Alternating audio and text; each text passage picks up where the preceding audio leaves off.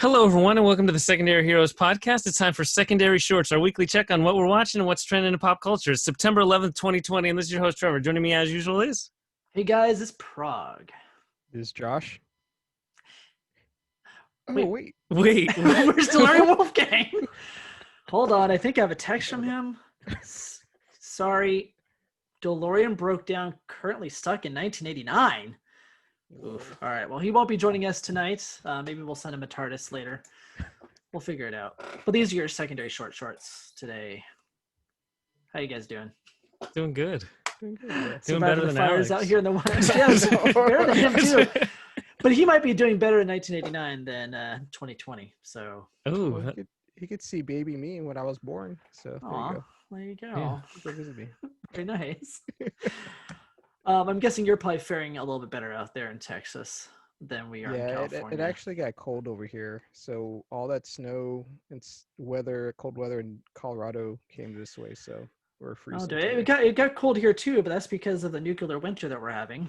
All the smoke is blocking out the sun. So on Monday it went from like 98 down to like I think 71 during the day because it thought it was supposed to be that hot, but it couldn't get that hot. So at this time, the weather doesn't know what year it is or what time period it is because it's just all less than me every day.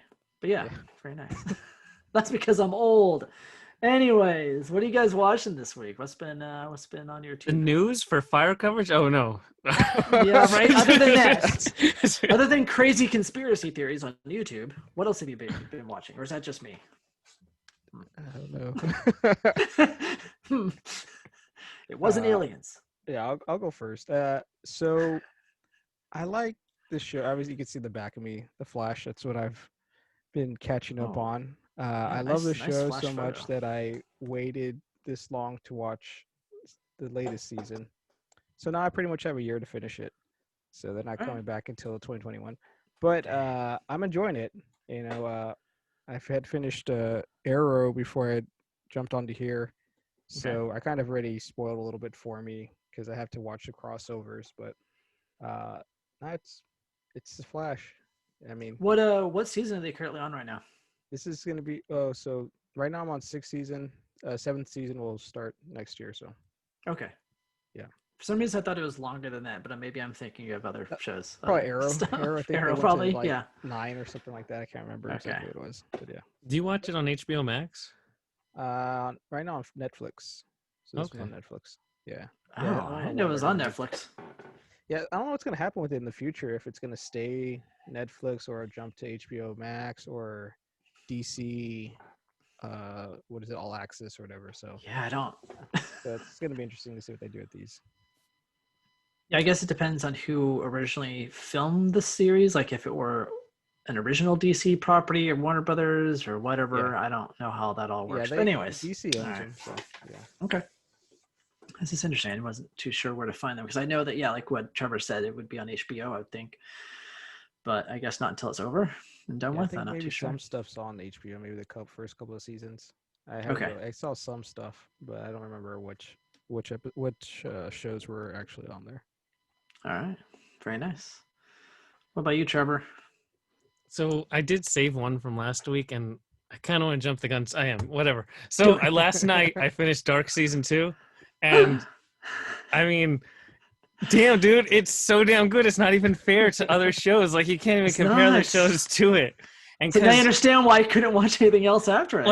I know what the overarching ideas are. I'm relatively well versed in kind of ideas of shows, and so this was like the Empire Strikes Back season. It's 3 seasons total. And like, this is the Empire Strikes Back one where they're all going to make these stupid decisions. There was a point after episode 6 that I just ranted at how stupid Jonas is for like a half hour. Like, everyone made the stupidest possible. It's like they don't know how time travel works. They've never had any experience of watching any shows of how paradoxes come out and past already happens. And right. Yep. It's pretty fun. Sometimes they briefly mention that, but then they forget it because there's another theme that kind of is. I don't want to ruin the show for other people, but there's this other theme that comes about more strongly in the 3rd season as to why they make the dumb decisions that they make too. So, but it's definitely the tragic season, I guess you can say, the Empire Strikes Back season. That's why it's my favorite, I think. But very nice. I'm glad you finally finished it. Yeah, I need to check that out. That season. I like now. I want to just start watching season 3, but I can't. I'm stronger than that. I'm gonna save that for as long as I possibly can. I waited a while. I don't know how long. Next week on secondary shorts. Next week, next week I finished all of it. Season 3. So a quick update on that and some good news. I shared this on Twitter, I think 2 weeks ago. The creator behind the show has been working on his follow-up show to Dark for the last few years, which is a turn of the century like horror show. So I'm pretty excited about that. He shared some behind the scenes footage of how they're going to create the visual world. To me, it kind of reminds me of how they're doing The Mandalorian, where they have that like green screen wraparound kind of thing. They're kind of doing that. They're doing that same kind of concept, so you can get like the sweeping vistas and everything without having to do CGI and stuff. So I'm excited because I like what they did visually with Dark. So it's so interesting with Dark because it's focused in Germany, and they specifically go through time periods that are very relevant to historical things that Germany does, and they gloss over it. It's like they pick certain dates that are super important in the history of time, and they act like that doesn't exist in their little world. It's really fun. All will be revealed in the 3rd season. And then the one dude dresses like Darth Vader too, like a cheap knockoff Darth Vader right at the end of season 2. And that's fun. I mean, how do you not like that? And just it's also fun because it's in German, so you pick up on words and like similarities between English because it's a Germanic language and there's basic before the divergence of it. But then you get to also realize how English has a lot of like syllables and sounds that other languages don't. Like there's a reason that instead of her being Regina, she's Regina, because they don't have a soft G. That's Jonas, like a total English thing. Yeah, Jonas and then Claudia and Charlotte and everybody's mispronounced on purpose. It's funny, right? I know, it's like, oh my God. It's so Regina fun. is my favorite. So Regina. I'm like, why do you keep saying that like that? That's fun.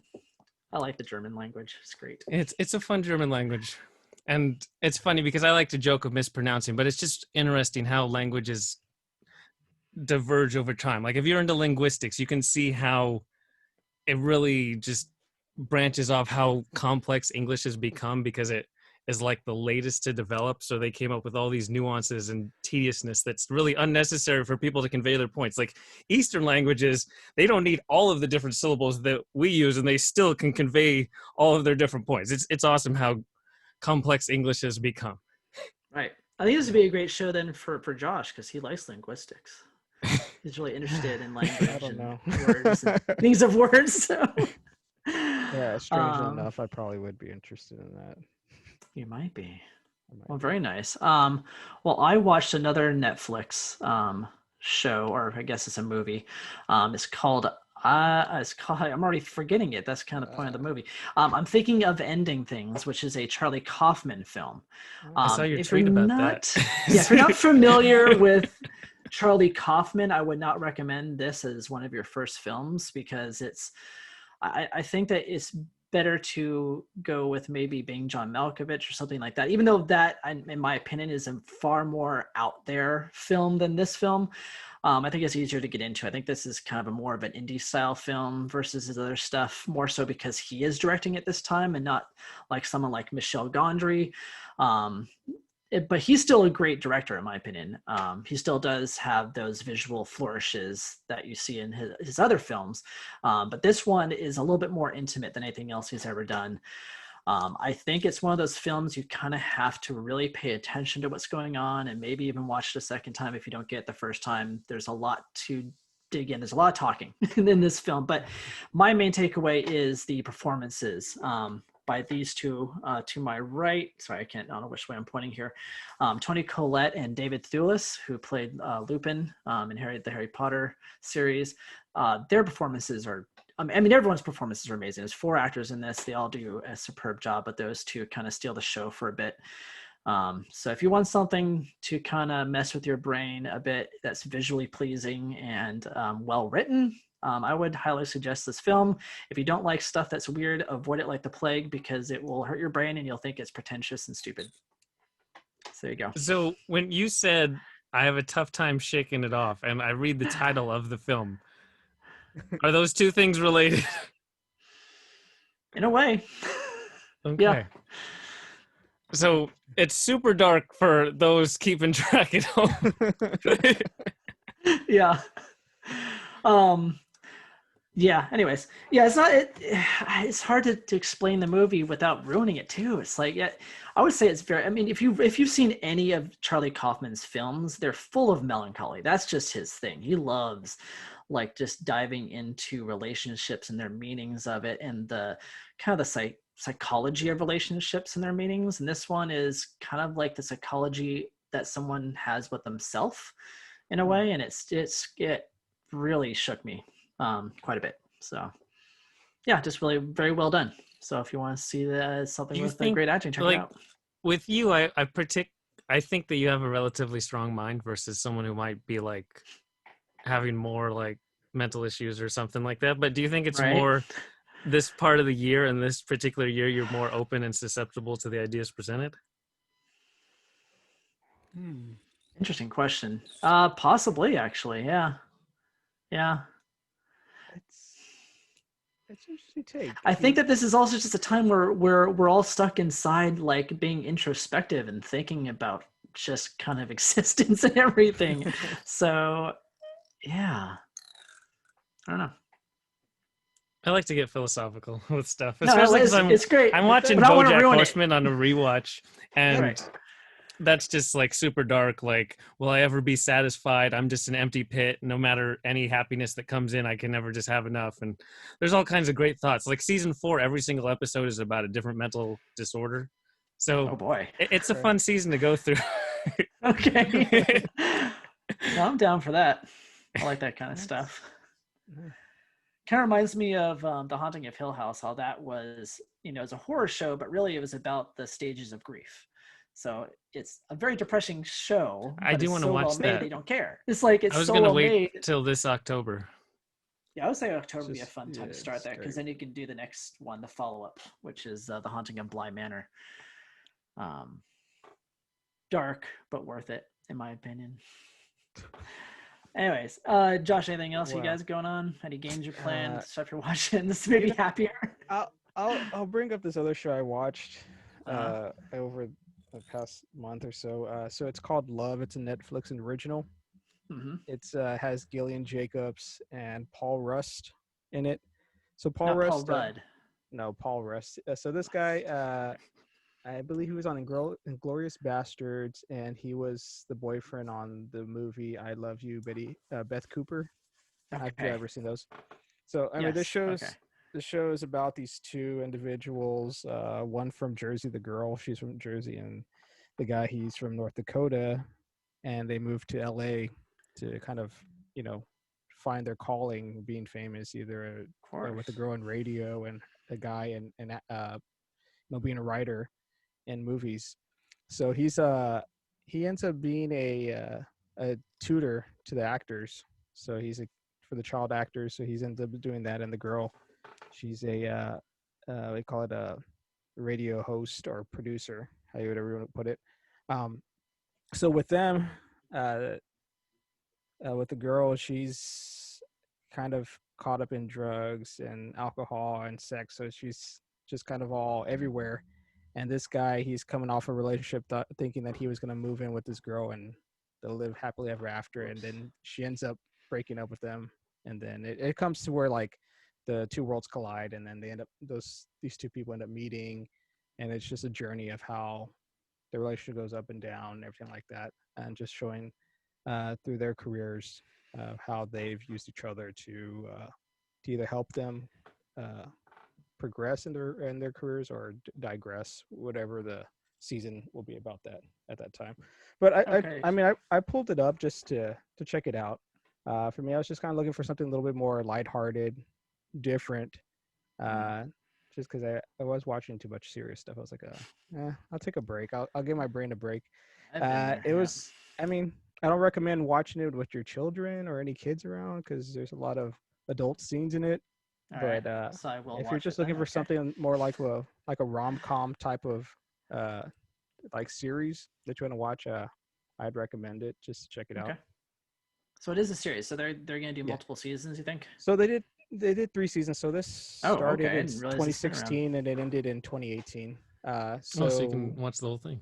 Yeah, you can watch the whole thing. So I thought, man, I can't believe it ended. But reading up on it, the writer, which is the guy Paul Russ, the guy that's the main actor, he said, I felt like it was just, I didn't want to push it too any further, then it probably just ruined the show. So I thought, okay, that's fine. But it's just like anything that you watch. It's hard to say goodbye to a show that you're kind of getting into, and it's like, oh crap, now it's over. It's like, all right, right. Fine. It's like me with Dark. I'm like, there's 3 seasons, but like at the same time, you don't want to push it too far. Make a good show, Yeah. Plan it out. That's good to know. I think I might have seen this on Netflix. I just didn't realize what it was. Yeah. I remember when she said the actor, I'm like, okay. Yeah, I was just scrolling through the Netflix originals, and I was like, okay, that looks fine. Cool. Yep. Yeah, sometimes you just got to dig into the back end because their UI sucks and it's hard to find anything on that platform. It's like just whatever they're pushing this week. So that's all you pretty much get. The only other thing that I'm really doing right now is I watched the first 3 episodes of The Boys, but we're not going to talk about that yet, so I'm not going to spoil it for anybody. But that is what I watched over the weekend. I kind of just did one a day and watched that. So kind of excited to see where it goes. Yeah, I think for me it was a slow start. Personally, not a bad start. It was just very kind of just slow. Not much happened in my opinion. And then the 3rd episode happened. It was like, okay, here's The Boys. This is what I'm in for. And it seems like the way they did season 3 or episode 3, that this season actually is going to be pretty controversial and different. Sense, though, with the 3rd episode being the kind of the lift off point for the series. Just because I was kind of curious how people were kind of like all excited, hyping it up. I mean, I know it's a good show, right? When the first 3 episodes, it's kind of interesting to see how they move the story along from how it ended. Yeah. So there you go. Yeah, the one other thing I watched was Better Call Saul season 4, and it's so weird because I've been watching a lot of fantasy, sci-fi type of stuff, and so to watch a show that's just like straight gritty based in reality, it's like oh crap. You like it takes a few episodes to like expect somebody's not just gonna like superhero land in or something or some like time travel thing's gonna pop up. And so it's just, I mean, you don't have to like Breaking Bad. You've never even have to have seen Breaking Bad. Like there's Easter eggs for fans of Breaking Bad, but it stands completely on its own to be a really, really interesting like dive into somebody, because you know where he ends up just even without watching the original show. You've at least heard of Saul Goodman, or they show the little advertisements in the first episodes. You get how all bad things happen to him and the decisions that lead to it. Like that stuff to get to where he is, it doesn't just a bad day. It doesn't just like happen overnight. It's very bad decisions over and over again. And now by the 4th season, it's just amazing how self-destructive he can be. Fun. I like characters like that. I don't know why, but I like characters that aren't like great to root for. Sometimes it's like more interesting to see people fail than to succeed. But that's because I'm dark and twisted. So awesome. Anything else? No, I think that's it. Enjoy your apocalypse, everybody. Yeah, that's Secondary Shorts. Be sure to remember September 11th, 2001, and follow at Secondary Heroes on Twitter, Instagram, Facebook, Twitch, Spotify, iTunes, Anchor, all the different places. And stay tuned. We're going to have some merch for you guys, shirts and pins and stickers and stuff. I don't know how that's going to work. Maybe. I don't know. Okay. To everyone listening, we hope you enjoyed, and we'll talk to you next time. All right, Prague out. See ya. No DeLorean outro. I guess not. Roll out.